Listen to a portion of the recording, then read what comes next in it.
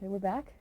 We're talking about the Mary Tyler Moore show script when you were directing the title sequence. Yes, uh, James Brooke um, wrote that, and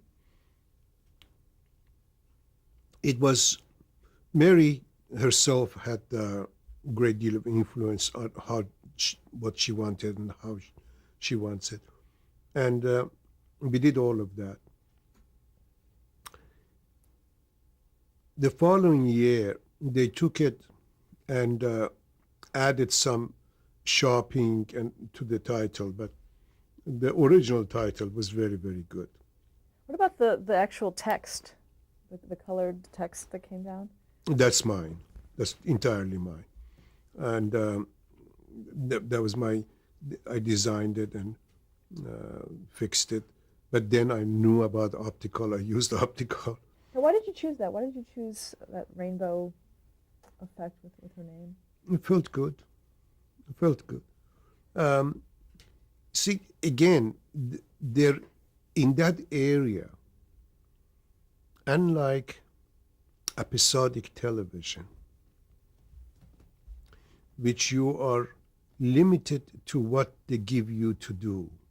Okay, this is a format of this show, they say, and this is the script for it, this is the blueprint, and you go and make it. The title, nobody had the idea. So you go out and shoot as much as you want and put together and bring it and give it to them and say, this is it. And always they get to a point that it became one sale and that's it. You have one chance to sell it and that's it. And years ago, I was doing this, as I was telling you, for Universal, making all different kind title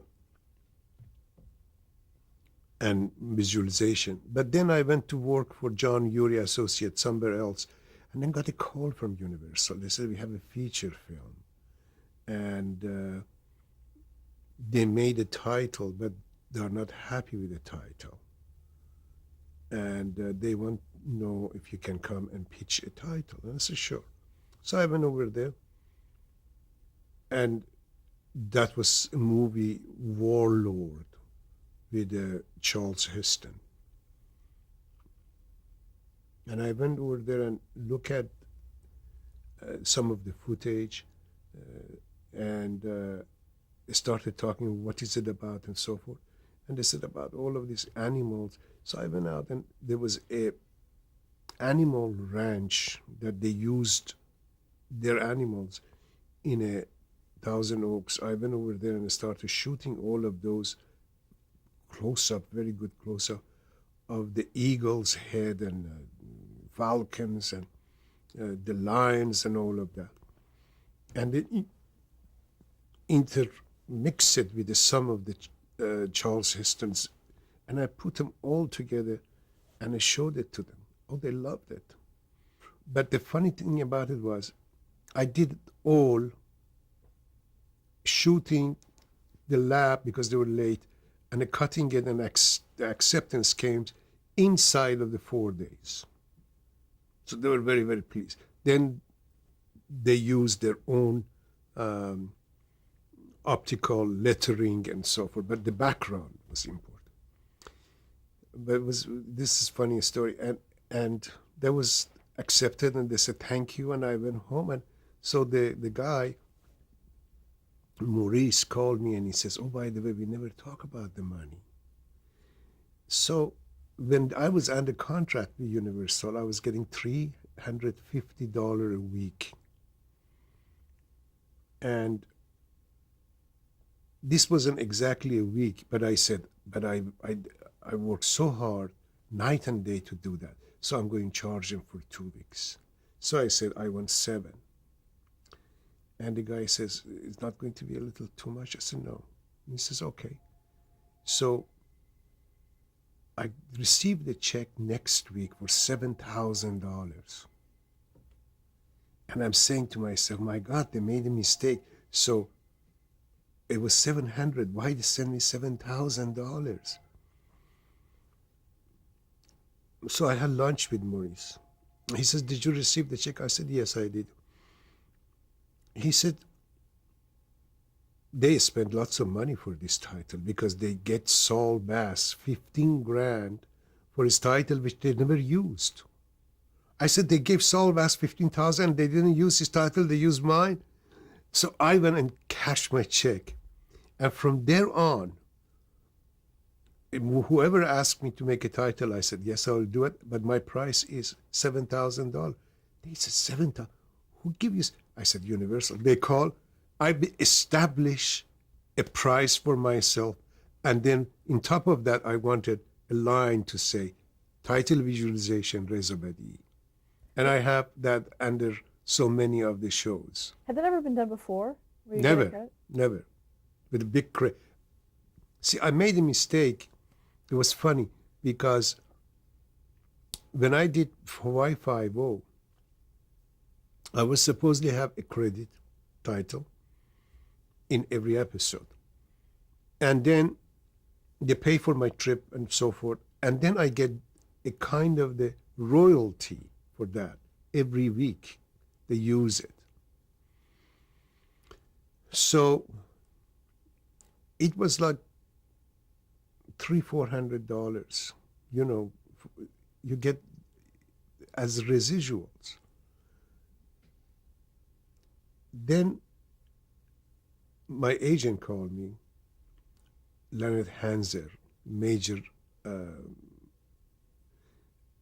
They called me and he said, Reza, they call and they want to buy you out. And I said, but he says, I talked to him and it's a very good deal. They give you $5,000 and that's it. And I don't think with Jack Lord, this is going to go more than a year. So as long as they are willing to give us $5,000, let's grab it. I said, okay, we did.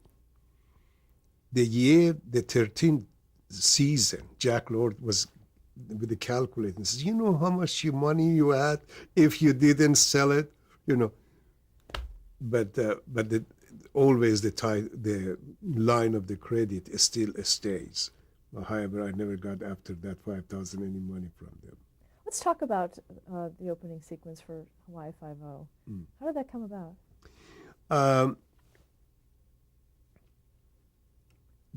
I was at the CBS Studio Center, and just came back from New York. I got a call from Eddie Denault. Eddie Denault was the head of the studio production, and he said they are doing this pilot at Hawaii, and part of it they're going to come and do it here because they will have to make a tank and this and that, and they don't have a title. And I said, I'll do it. He says, okay. He made an arrangement for a meeting for me to meet Leonard, the executive producer. Leonard Freeman? Freeman. I went to see him. And he was very open to ideas, and he has like and dislikes and so forth. And I listened to him and I said, okay. Again, he didn't put any kind of the limitation what you can do or you cannot do. And I was sent, pilot was finished, they cut it together. He called me to the office and says, make the title, but you have to make these scenes for me because we didn't pay off how they did it. I'd like it to have it faster.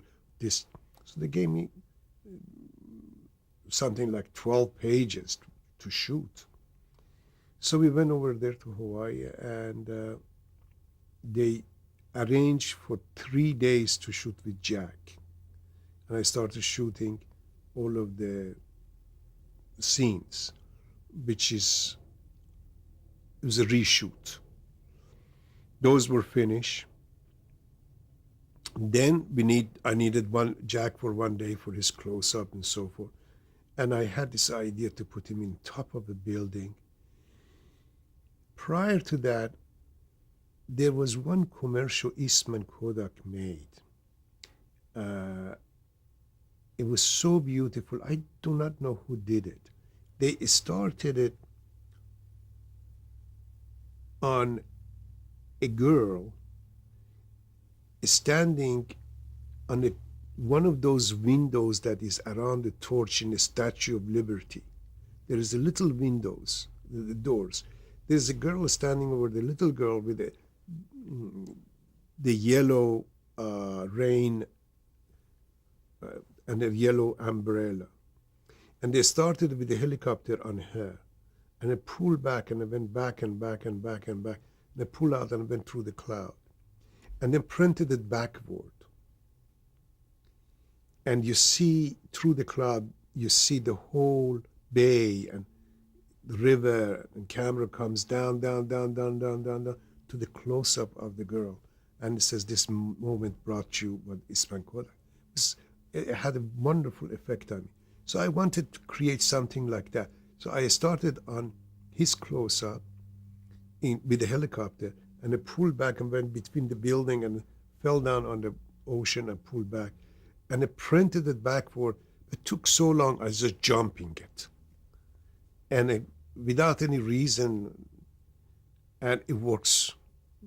And for that, I started doing even the zoom that I did to the statue in a cemetery. Boom, boom, boom. And the whole thing comes together. And then I started falling in love with this, putting a fisheye lens over a 200 millimeter and create totally a different kind of thing. And I started handholding the jet or the sun as a jet goes over.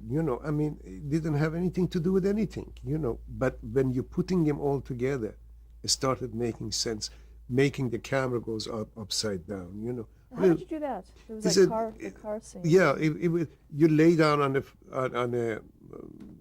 a street. I did it myself. Or hold the camera as the car is coming. As it goes by, you roll. The image becomes upside down, and all of a sudden the car goes in the top. And if you look, I wanted it to create that and I did it so many times in my career as a cameraman, because I saw in a Russian movie, in that very effect, this man, it was in a tank was coming over the hill, and he was in a hole, and he's looking at it, and it comes back, and he followed it with his eyes, and he has that kind of a thing upside down. And I fool around with the camera to find out how it's done, and I did it. And still I'm doing it once in a while, although those kind of a trick is a little démodé, as they said, is old-fashioned. But for those days was so unique. I mean, the whole Hawaii Five-0 title truly started a new trend of title making, and or doing using the image in that way. The girl, the dance, you stop the emotion for the thing and then go because of the drum, and in all of that, I had a way of doing it. I come back and I started cutting it to a beat. Now, the beat was that what I do, I find a piece of music that I like that has and then you find what is it? Is it 8 frame or is 10 frame? Is it if it's 8, you can shoot it in a 4, 8, 16, which is, and then you put your cuts in those kind of things. So all of a sudden, it look like it's just, made for that. And then you give that to composer, and composer take the beat and it does his own melody, and so that's happened with Hawaii Five-0. That happened with Mary. That happened with all of them. That, but if they ask you to put it in something like a 7 frame, I cannot. It wasn't working. It has to have the 5 frame can work, but 7 frame never worked for me. So that was the math was very important in it, anyways. So who did the music? Who did the music for Y50?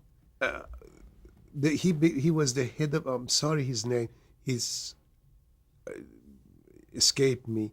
Wonderful person, and that music became his fame. Because he did it. He was the head of the music department. He was a not outside composer. He was an in-house composer. Is it Morton Stevens? Morton Stevens, yes, wonderful gentleman. Now, did when you first heard it, was it right from the start? The music, well, I cut that to James Brown music to begin with. Do you remember the song? I don't, but there was who, boom, boom, boom, boom, boom, boom. It had that kind of a thing to it, and he chose same kind of have same rhythm and same count, and then he put the different da da da da da da, that's his, but he used the same bass of the other song, and it became very famous for him. What did you think when you first heard it? I loved it. Yeah, I really loved it. I remember we ran it first time for Leonard Freeman. And it was Leonard Freeman and Lafferty was in the room. And we played it. And then before the light comes on, he pushed the thing. He says, "Can you play it again?" And they played again. That was the second time. All of a sudden, near the end of it, and I'm sitting right a little front of him, and he's in the back, sitting by control. And he hit me in the back and he said, "You did it. You did it. It's good. It's good." And that was the way he was. That's good. And he was so excited about it. And went upstairs and we were talking, and he was, whistling the tune, and he couldn't wait to show it to other people. What about the water imagery? The wave, oh my goodness.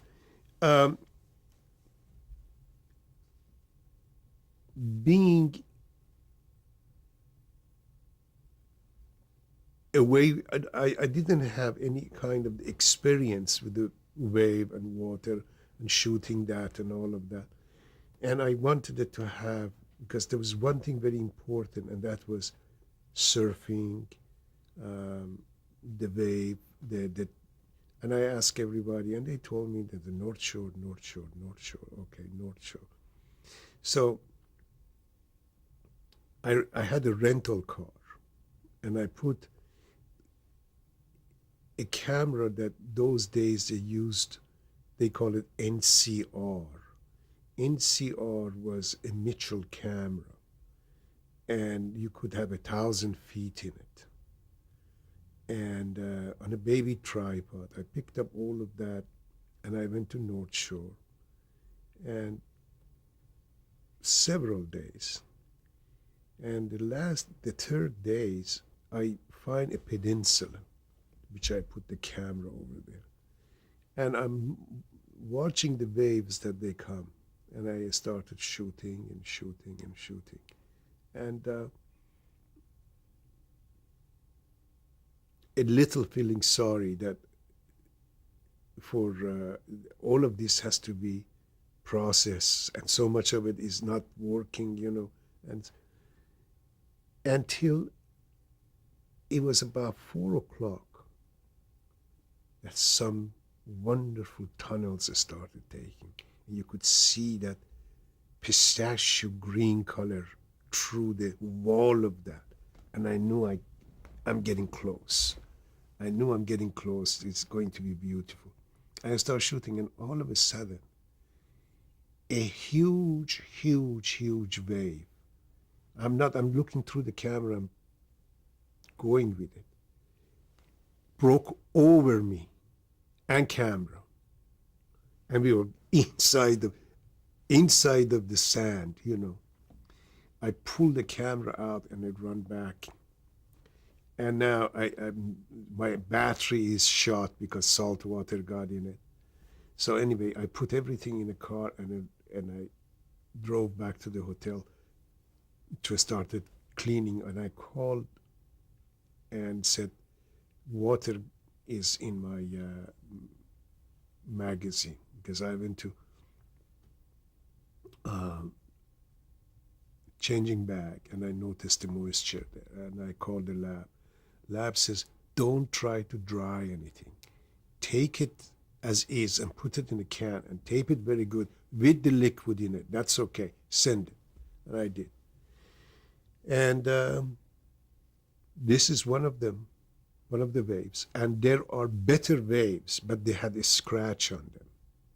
And there was one wave that is really, really magnificent. A German soap company bought it from me to use it for their laundry soap. And but those were the story of the wave. Yeah. And what about the actual Hawaii Five-0 graphic, the yellow graphic? I designed that. There was some certain, they did several other things that didn't work. See, there was one hand.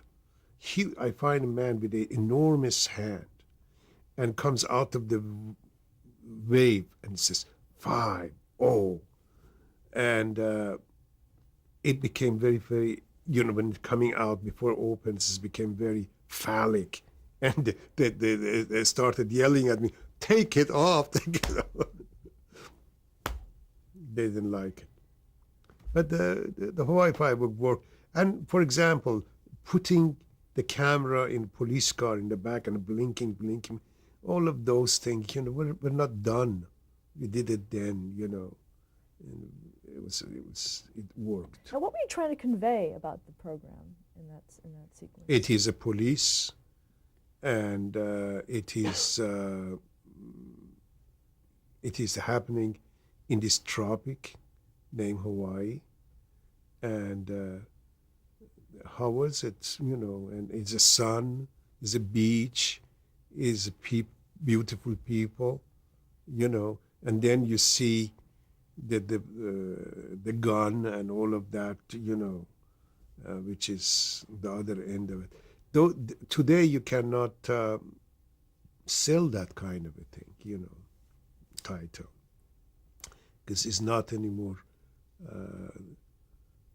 You have to go to different avenue. I do not know if I can make anything. I haven't thought about to make a title for today. If I wanted to make something, I would go to the texture of thing, to the very, very close, instead of staying in the back and do all those wild shots. How would you describe your style for title visualization? There was one formula, and you got to grab, because the titles comes first. Sometimes come a little teaser, and title comes, or title comes, and you go to teaser. The main idea was how to mesmerize, how to capture the attention of the audience for 1 full minute. Just dazzle them. And by that time, they don't change anymore. They don't go to another channel. That was the secret of it. Do anything you can do with the sound, with the images. I mean, when I did He and She, for example, I went to New York. And got Paula and Dick running through the park. And what happened, the day before that, I'm wandering around and then looking at the park and trying to find out where I'm going to shoot this thing for he and she. And then I started getting, saw a little space that the leaf, the whole beauty of the park, and all the pigeons. So I said, this is such a good idea to shoot them. They're running and the pigeons take off, you know. And when we came to do it, the pigeon, they didn't come to sit.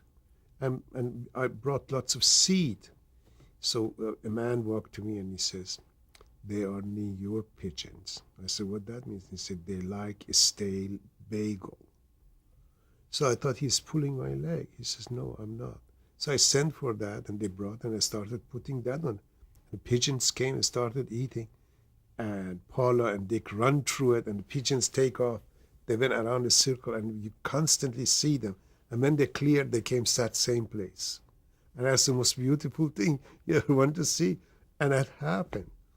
And balloon, for example, balloon was today is so corny to think about somebody walking with a huge bouquet of balloon in different color. That became a part of that. Everybody loved it, which is just something else. And I cut that thing to a Barbara Streisand song, I don't remember which one, and showed it to David Suska. David was just, for the rest of the day, couldn't get it out of his mind. He was just singing the song and loved this, and that became the title of the show. But Run, Buddy, Run. Oh, Run. That was fun. For that, I have to come and pitch to the executives, which was Danny Melnick, David Susskind, and Leonard Stern. And they had talent associate, and they were at the CBS Studio Center, in Studio City. So I went over there and I told them they said the idea to Danny Melnick. Danny liked it. Then Danny called me back. Reza, can you come back? This is like at 7 o'clock in the evening. And it's between Christmas and New Year, or no, the night before Christmas, or 2 nights before Christmas. To come, and Mr. Stern is here and he wants to hear it from you. Come and pitch that again. Okay. And we were going to go to Santa Barbara. And we were ready in a car and everything. And so we came by a studio and I ran up and I went and pitched the idea. And Leonard was very careful to ask me to do it again. He says, I like this part, I don't like that part, you have to do this. And I said, Lenny, I'm going to shoot so much footage and I have plenty to cut to. Let's stop there to change the tape.